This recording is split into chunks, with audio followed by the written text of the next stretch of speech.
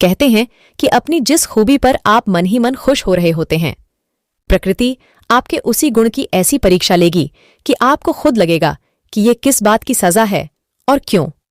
लोग कहते जरूर हैं कि ऐसी सिचुएशन आए तो भाग जाइए या लड़िए, मगर हालात ऐसे बनते हैं कि लड़ना ही पड़ता है।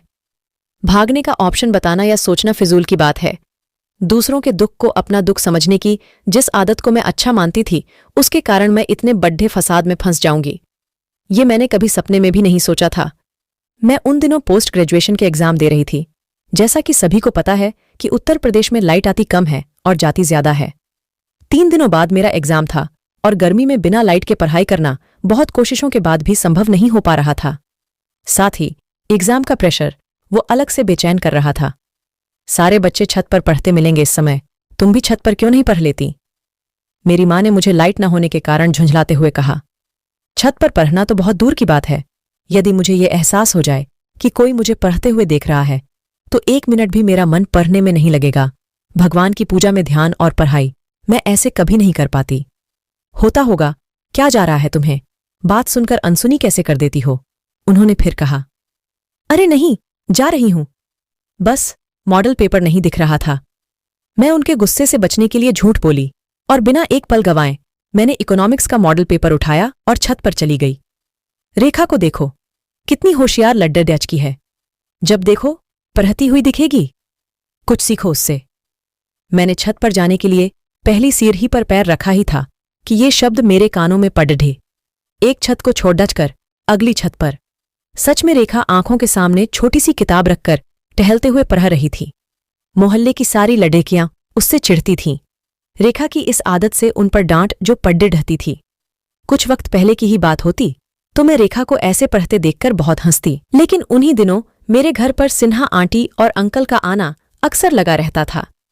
सिन्हा आंटी को कैंसर था, जिसके ट्रीटमेंट के चलते उनके सिर के सारे बाल झाड़ गए थे। मैंने इतने नजदीक से इस बीमारी का ऐसा भयंकर रूप नहीं देखा था। मेरे दिमाग पर इसका बहुत बड़ा असर पड़ रहा था। किसी की भी अजीब हरकत या आदत देखकर मेरे मन में बस यही आता, न जाने कौन कैसे हालात से गुजर रहा हो। बेचैनी में मैंने छत पर चहलकदमी शुरू कर दी। इक्का दुक्का बच्चे और भी पढ़ते नजर आए। क्या यार, तुम्हारे ही नखरे हैं? क्या ये बच्चे पास नहीं होते हैं? बहुत अच्छी ना सही, थोड़ी पढ़ाई तो होगी ही, कोशिश तो करो। ये बात मैंने खुद से ही कही और किताब खोल ली। हाँ, छत पर बैठकर पढ़ाई।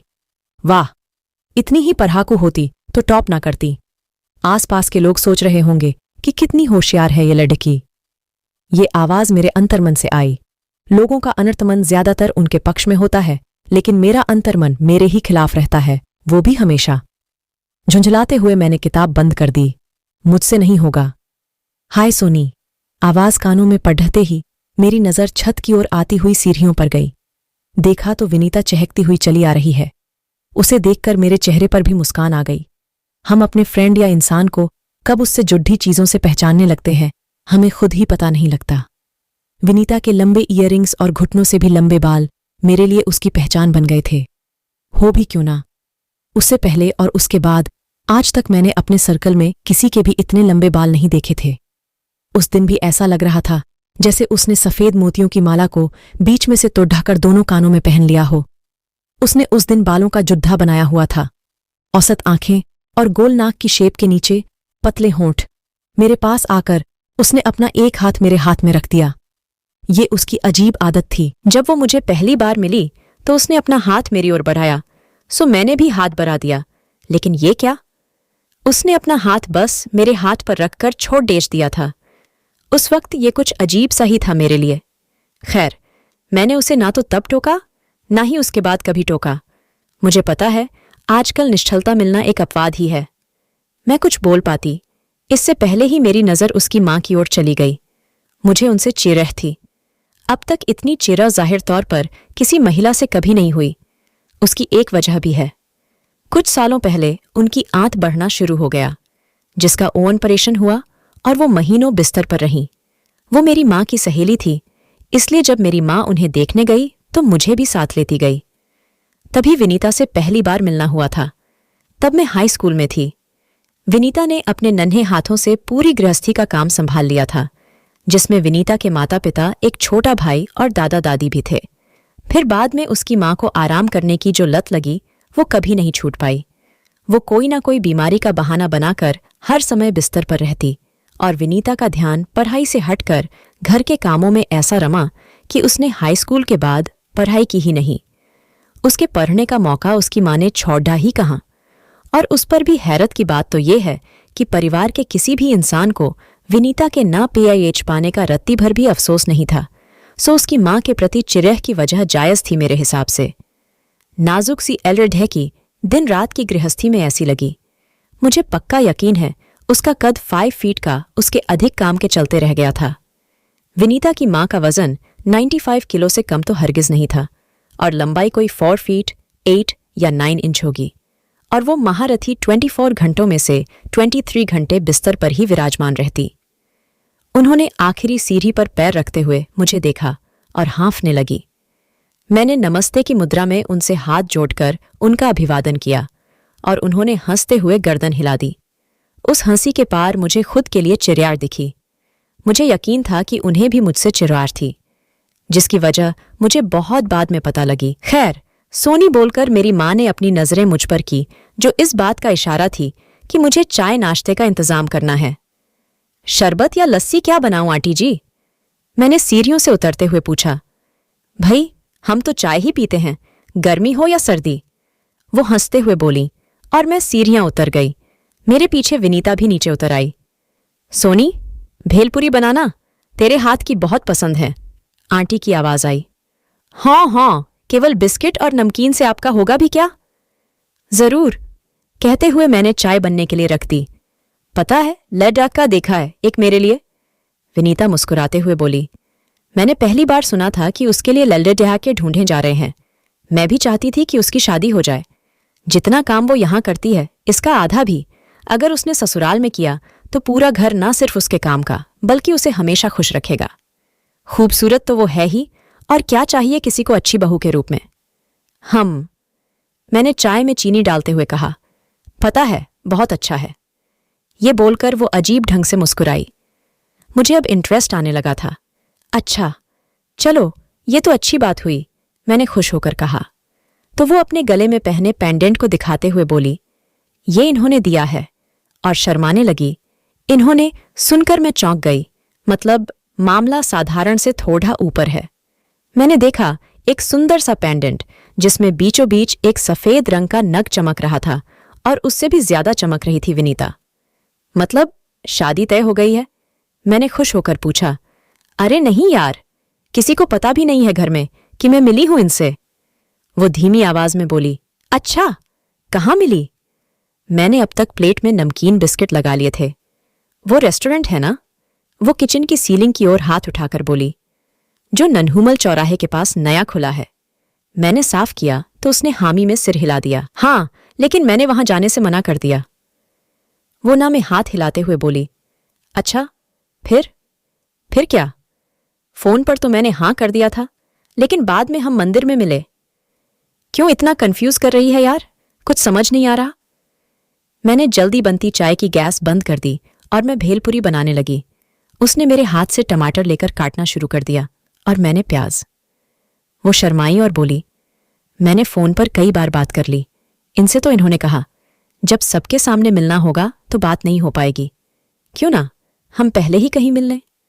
तेरा नंबर उसे कहाँ से मिला? ओह, मेरे छोटे भाई से। उससे इनकी अच्छी बनती है। मम्मी ने 1-2 बार फोन पकड़ डढ़ा दिया था इसको। फिर वो मेरे भाई से उसके स्कूल में भी मिलाए थे।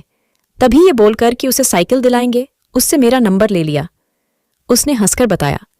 अच्छा, LED का ठीक तो है ना? मैंने चिंतावश पूछा। विनीता मासूम जो थी और ये लड्ढा तेज लग रहा था। विनीता का भाई हर्ष वैसे भी भोंदू सा लगता है मुझे। कहने को इंग्लिश मीडियम स्कूल में 7वीं में पढ़ाता है, लेकिन वो मुझे रट्टू तोते से ज्यादा कुछ और कभी महसूस ही नहीं हुआ। उससे नंबर लेना आसान था। हे भगवान, लेड डक का अच्छा हो। मैंने मन ही मन प्रार्थना की। ओए, तू चिंता मत कर, सुन तो, फिर हुआ क्या? हाँ, बता। घर से ये बोलकर कि मंदिर जाना है। मैंने नन्हुमल चौराहे पर पहुंचकर उन्हें फोन किया। बात करते करते लगा कि कुछ टक टक की आवाज सी आ रही है। फोन रखकर जब देखा तो हाँ हाँ हाँ, वो हंसने लगी। क्या हंसे जा रही है, बता भी। मैंने देखा मेरा सैंडल टूट गया था। हद है, क्या मौके पर सैंडल टूटा है? फिर तो लौट आई होगी तुम। मैंने सिर हिलाकर प्रतिक्रिया दी। लौटना क्यों? तूने देखा नहीं? वो मोची जो वहां बैठा रहता है वहीं पास ही तो है। हम मैंने याद करते हुए कहा। बस जाकर मोची को अपनी सैंडल दे दी। इतने में ही इनका फिर से फोन आ गया। फिर क्या आज ही चाय मिलेगी? जैसे ही ये आवाज मेरे कानों में पेटी रही, मैंने हडीडीच बढ़ाकर गैस जलाकर चाय गर्म की और जब चाय कपों में छानी तो मुश्किल से 2 कप हुई। ओह, चाय जल गई। अब तो पक्का डांट पड़ी रहेगी। कहेंगी इतनी देर से 4 कप चाय भी नहीं बना पाई। कहते हुए मैंने ट्रे में कप रखे ही थे कि उसने फिर से फ्राई पैन गैस पर रखते हुए कहा, तुम चलो, मैं बस अभी आई। इतनी जल्दी कैसे बनेगी? मैंने कहा। ओए, आज मेरी खातिर थोड़ी कम उबली चाय पी लेना। वो मुस्कुराकर बोली तो मैं भी हंस दी और छत पर चली गई। जैसे ही ऊपर जाकर ट्रे रखी तो आंटी बोली, मुझे लगा तुम आसाम निकल गई थी आज। मैं मुस्कुराई और नीचे जाने को मुड्ढी तो विनीता हमारी चाय और भेलपुरी लेकर आ चुकी थी। हमने अपने कप उठाए और छत के एक कोने में चले गए। फिर क्या हुआ? मैंने पूछा। फिर जैसे ही मैंने इनका फोन उठाया, क्या यार, वो इन्होंने नाम लेना? मैं झुंझलाई। हाँ हाँ, अच्छा हाँ, तो नीरज ने फोन किया और बोले, मैं आ गया हूं, तुम कहाँ हो? मैंने उनका फोटो एक बार ही देखा था, लेकिन फिर भी मैं उन्हें पहचान गई। सड़क पार देखा तो नीली शर्ट पहने वो बाइक पर थे। मैंने कहा, सामने देखिए, रोड पर। नीरज ने कहा, नहीं दिख रही तुम। मैंने कहा, एक बड़ी सी छतरी दिख रही है और उसके नीचे बैठा मोची। वो बोले, हाँ। फिर मैंने कहा, बस उस मोची के पास पड़े पत्थर पर ही तो मैं बैठी हूं। हे भगवान! हाँ हाँ, वो मुझे देखकर मुस्कुराए और बस आ गए रोड पर। तब तक मेरी सैंडल भी ठीक हो गई थी। हद है, क्या पहली मुलाकात हुई है? मैंने अपने माथे पर हाथ रखते हुए कहा, तुम्हारा पत्थर पर बैठना जरूरी था क्या? मैं हंसी। थक गई थी ना? हाँ हाँ हाँ, वो हंसे जा रही थी। क्या यार, हद है, मोची की दुकान पर बैठी मिली हो उसे? मैंने उसे डांटते हुए कहा। अरे, ये तो कभी भी किसी के भी साथ हो सकता है ना? हाँ, बात तो ठीक कह रही थी। हम फिर? नीरज फिर रेस्टोरेंट ले गए, लेकिन मैंने मना कर दिया। मैं पहले एक बार वहां गई थी फैमिली के साथ। LLD ढिढा के तो लई ढिढा के आदमी भी ऐसे देखते हैं जैसे गर्दन में हड्डी ना हुई स्प्रिंग हो गई। ये LD के क्यों देखते हैं? क्या मिल जाता है इन्हें देखने से? क्या पता, शोध का विषय है। अभी तक तो पता लग नहीं पाया। फिर हम कैलाश मंदिर चले गए। अच्छा सुन, मैंने उन्हें तेरे बारे में बता दिया है। कुछ रुककर वो बोली, क्यों भला? मुझे ये सुनकर कोई बहुत अच्छा नहीं लगा था। अब कौन है तेरे अलावा मेरा? वो हंसकर बोली तो मुझे एहसास हुआ इसमें बुराई भी क्या है। ठीक है, मैंने कहा। 3 दिन बाद एग्जाम देकर मैं सुकून से बैठी बी देख रही थी कि मेरा फोन घनघनाया। विनीता का ही था। मैंने उठा लिया। हाय, पेपर कैसा हुआ? उधर से वो चहकते हुए बोली, ठीक ठाक हो गया है। अच्छा सुन, घर आ। क्यों? अरे आ तो, तेरी पसंद के काले गुलाब जामुन बनाए हैं मैंने। मेरा जाने का बिल्कुल मन नहीं था। क्या हुआ? आजा यार, बहुत मन है मिलने का। विनीता प्रार्थना करती हुई बोली, ठीक है, आ रही हूं। एग्जाम के चलते रात भर ठीक से सो नहीं पाई थी और अब थकान भी थी, लेकिन उसने ऐसे कहा तो मना नहीं कर पाई और अगले 30 मिनट में मैं उसके घर पर थी। सामने ही बेड पर आंटी बैठी हुई थी। मुझे बैठने का इशारा किया और पूछा, पता तो लग ही गया होगा तुम्हें। क्या? मुझे पता था वो नीरज और विनीता के बारे में पूछ रही थी। फिर भी विनीता के मामले में मैं अति की हद तक संजीदा थी। क्या मालूम क्या चल रहा हो और बेचारी को कुछ सजा मिल जाए। अरे वही LLD देखा है उसके लिए। अच्छा है, नीरज नाम है उसका। हाँ, बताया था कि कोई शादी की बात चल रही है। ज्यादा कुछ नहीं पता मुझे। वैसे तो ठीक है, लेकिन LD-MR है मेडिकल कंपनी में। बस यही थोड़ी दिक्कत है, बाकी तो ठीक ही है। विनीता तो उससे फोन पर बात भी करती है। वो उभरी हुई आंखों को और आगे निकालकर बोली। वो खुश नहीं दिख रही थी। तभी विनीता मेरे लिए एक प्लेट में काला गुलाब जामुन रखकर ले आई। मुझे लगा कह दूं, आपने अपनी बेटी को पढ़ाया नहीं, कुछ सिखाया नहीं, ना ही उसकी पसंद नापसंद की चिंता की। वो तो बस उसका खुद का व्यवहार और सुंदरता है, वरना कहने को लेडी डच का भी बोल सकता है कि एल्डर डच की बस हाई स्कूल पास है। आंटी, आपने विनीता को पढ़ाया क्यों नहीं? मैंने सटीकता से यह प्रश्न कर दिया। ऐसे प्रश्न की उन्होंने आशा कभी भी नहीं की होगी। वो भौचक होकर पलकें झपकाने लगी। तुम्हें तो पता है मम्मी की तबीयत ठीक नहीं रहती है, फिर अब मेरा मन भी पढ़ने में नहीं लगता। विनीता ने अपनी मां की ओर से जब ये जवाब दिया तो वो मेरी नजरों में और चरा गई। बेचारी, इसे फिक्र है अपनी मां की, लेकिन मां को देखो विनीता, पढ़ने से सोचने की शक्ति बढ़ती है, पढ़े लिखे होने से पति भी इज्जत करता है। मैंने विनीता को समझाते हुए कहा। अब इस उम्र में ये 12वीं के पेपर देते हुए कैसी लगेगी? बच्चे हंसेंगे नहीं इस पर? आंटी विनीता का मजाक उधर डाती हुई हंसने लगी। उन्हें ऐसे हंसते देख विनीता के चेहरे से भी हंसी गायब हो गई थी। अच्छी लगेगी, शक्ल से विनीता 20 साल से ज्यादा की नहीं दिखती। उम्र सिर्फ फॉर्म पर लिखनी होती है, सबको बतानी नहीं होती। मेरे ऐसा कहते ही आंटी ने हंसना बंद कर दिया। तुम्हें पता नहीं है विनीता, आजकल के बच्चे भी अगर मां पढ़ी लिखी ना हो तो वो उनकी इज्जत नहीं करते। मेरा ऐसा कहना ही था कि आंटी ने मुझे एक चुभती हुई नजरों से देखा। मुझे भी एहसास हुआ कि विनीता का अच्छा करने की चाहत में फ्लो में मैं ना सिर्फ ज्यादा बल्कि गलत भी बोल गई हूं। हैं? विनीता के मुंह से अचरज से जब यह निकला तो मैंने खुद को माफ नहीं किया। लगता है बात का असर हुआ है। वो अचानक से कमरे से बाहर चली गई और आंटी ने मेरी ओर घूरते हुए देखकर कहा, इस पर तुम्हारी बातों का असर खास तौर पर कुछ ज्यादा जल्दी हो जाता है। ऐसा कुछ कहना हुआ करे तो अकेले में पहले मुझसे कहा करो। ये पढ़ेगी तो घर का काम कौन करेगा, और मेरी तबीयत और पैसा। हर घर की समस्याएं अलग अलग होती हैं। ओह, तो ये बात है। हे भगवान, मतलब मेरा चिढ़ना बेकार में ही नहीं है। इसकी शादी होगी, तुम्हें क्या लगता है हवाओं में हो जाएगी? पैसा खर्च होता है। वो जोश में बोलते हुए मेरी ओर खिसक आई थी और उनकी इन समस्याओं के बखान का मुझ पर रत्ती भर भी फर्क नहीं पड़े ढा कि इतने में विनीता मेरे लिए एक और गुलाब जामुन लेकर आ गई। एक और लेना, बता कैसे बने हैं? मेरी प्लेट की ओर झुकती हुई वो बोली।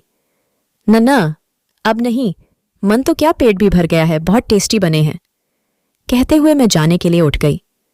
बहुत भरोसा है तुम पर, कम से कम इतनी अक्लमंद तो होगी ही कि तुम्हें पता हो कि कौन सी बात किसको नहीं बतानी है। वो विनीता की ओर इशारा करते हुए बोली। जाहिर है अभी उनकी कही हुई बात अगर विनीता को पता लगी तो उसे कितना दुख होगा। वो ना भी कहती मुझसे तो भी नहीं बताती मैं उसे। आप फिक्र मत कीजिए, आपका यह भरोसा तो मैं कभी नहीं तोड़ूंगी। मैंने बहुत संयत होकर कहा तो उनके चेहरे पर सुकून आ गया। बैठने से सिलवटें, पड़ी ढी अपने कपड़े ढी मैंने यूं ही ठीक किए तो वो बोली, तुम इतने अजीब से कपड़े ढे पहनती कैसे हो? ये पैंट तो ऐसे लग रहा है जैसे किसी एलईडी डाके का हो। वो फिर मजाक उड़ाने वाले अंदाज में हंसने लगी। मैं समझ गई, ये उनकी मेरे प्रति खीज है जो विनीता को पढ़ाई का महत्व समझाने से उपजी है। ये प्लाजो है और लाड़ ढहा के प्लाजो नहीं पहनते। नपा तुला इतना जवाब देकर मैंने उनके उभरे पेट की ओर देखा। कम से कम 10 इंच का पेट बाहर निकला हुआ था, जिसे 6 मीटर की साड़ी भी आहकने में नाकाम थी। क्या ये जो सच में अजीब है, इन्हें अजीब नहीं दिख रहा? तो मन ही मन क्यों बोल रही है? बोल दे मुंह पर, है भी तो सच। ये मेरा अंतर्मन बोला। नहीं नहीं, तहजीब भी कोई चीज होती है। मैंने खुद को ही जवाब दिया और बाहर निकल आई। कभी नहीं जाऊंगी विनीता के घर। नहीं नहीं, जाओ गुलाब जामुन खाने, जाओ। फिर मेरे अंदर से आवाज आई। मैं विनीता से मिलने गई थी, गुलाब जामुन खाने नहीं। और मानेगा कौन? ये फिर से मेरा अंतर्मन बोला। मई में मेरे एग्जाम खत्म हुए। जून में विनीता ने कई बार मुझे कॉल करके बुलाया, लेकिन मैं नहीं गई। वो खुद मेरे घर आ नहीं सकती थी क्योंकि इस बार उसकी मां को टाइफाइड हुआ था। वो मुझे कभी कभी फोन पर खुद के और नीरज के बारे में बताती रहती। तब तक मुझे यही लगता था, एलडीडी डिच का घर वालों की पसंद का है और विनीता को भी पसंद है तो सब आसान ही दिख रहा है। लेकिन कुछ लव स्टोरियां उल्टे क्रम में चलती हैं, सबसे अच्छे दौर से बुरे, फिर अत्यंत पीड़ाकारी, और अंत में या तो घुटन भरी जिंदगी जीने की बाध्यता या एलडी डहने का विकल्प। मैंने कहा, ना, भागने का विकल्प हमेशा सही नहीं होता। जुलाई के दूसरे या तीसरे सप्ताह में डोरबेल बजी और विनीता अपनी माँ के साथ मेरे घर पर आ गई। उनके लिए जैसे ही पानी लेने मैं किचन में गई, विनीता मेरे पीछे पीछे किचन में आ गई। उसके चेहरे की रौनक कम हो गई थी। क्या हुआ, सब ठीक तो है ना? मैंने पूछा। तुझे पता है मैंने अपना फॉर्म भर दिया है इंटरमीडिएट का। तू उस दिन ना कहती तो नहीं हो पाता ऐसा। ये तो सच में बहुत खुशी की बात है, फिर तू उदास क्यों है? मैंने खुश होकर कहा। मैं उसके लिए सच में बहुत खुश थी।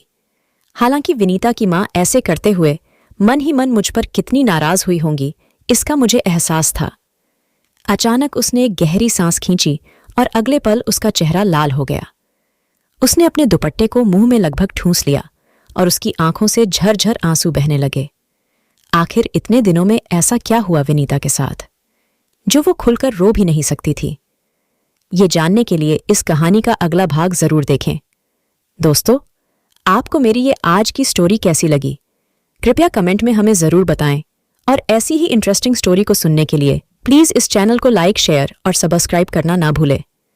मिलते हैं नेक्स्ट स्टोरी के साथ।